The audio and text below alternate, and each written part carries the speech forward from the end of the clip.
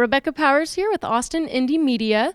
Today we had the fine pleasure of hearing from Professor Robert Jensen speak about the cascading crisis in our world. If you wouldn't mind just briefly speaking to us about maybe an overview for the speech tonight. This is a talk based on political activity and teaching and my own history in conjunction with a very good friend of mine who died recently, trying to draw on his lessons, his life, to try and ask the simple question, if we see these crises, if we're honest about them, and it does feel overwhelming, where do we turn?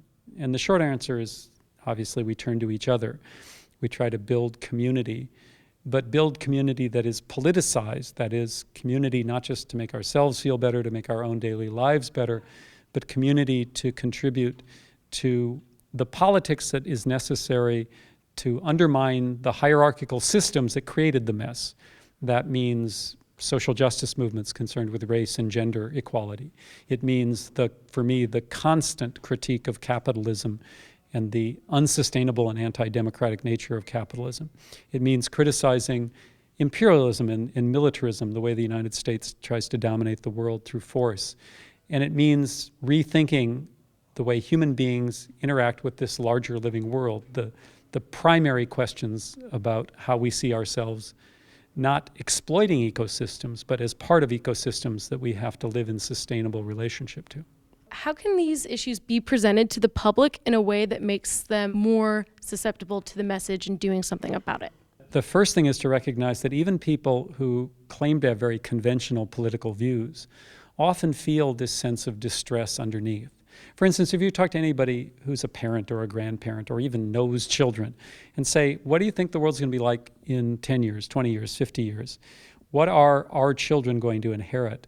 That's a good way to force people to say, yes, I worry about these things. I worry about the way we've constructed our lives in this high energy, high technology, mass consumption society isn't sustainable, and that our children and our grandchildren are going to pay the worst effects.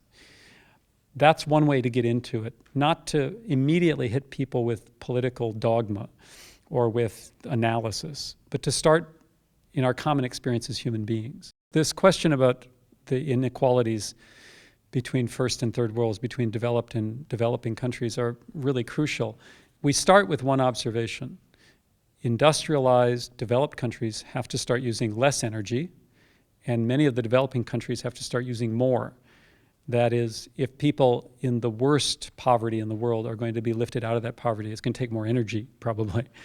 That means that we have to understand in the first world that this reduction of our energy consumption is not only for sustainability purposes, it's also for equity purposes. If we work on these questions, we can also make our own communities more sustainable, more equitable, and also, in some sense, more enjoyable. Everywhere you look, in scripture and in pop music, everybody says money can't buy you love. What is the real base for decent human communities? Love and affection.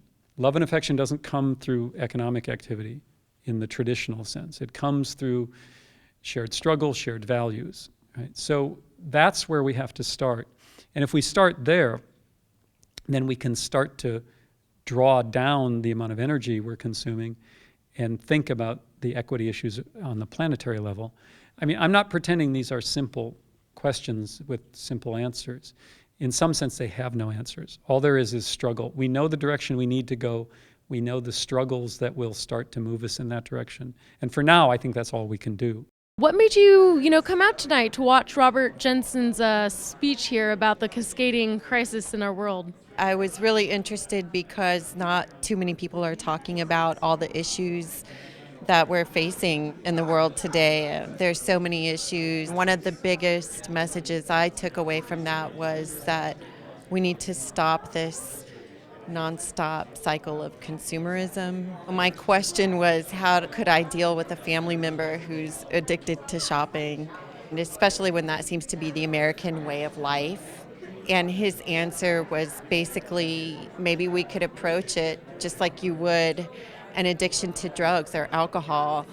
It might require an intervention. You might have to sit down and dig deeper and see what those deeper issues are. Why is this person continuing to do things that are not sustainable. One of his ending messages was that our greatest challenge is that we need to stop our dependence on carbon-rich energy. He ties social justice back to environmental justice in a really smooth way, so I really like that.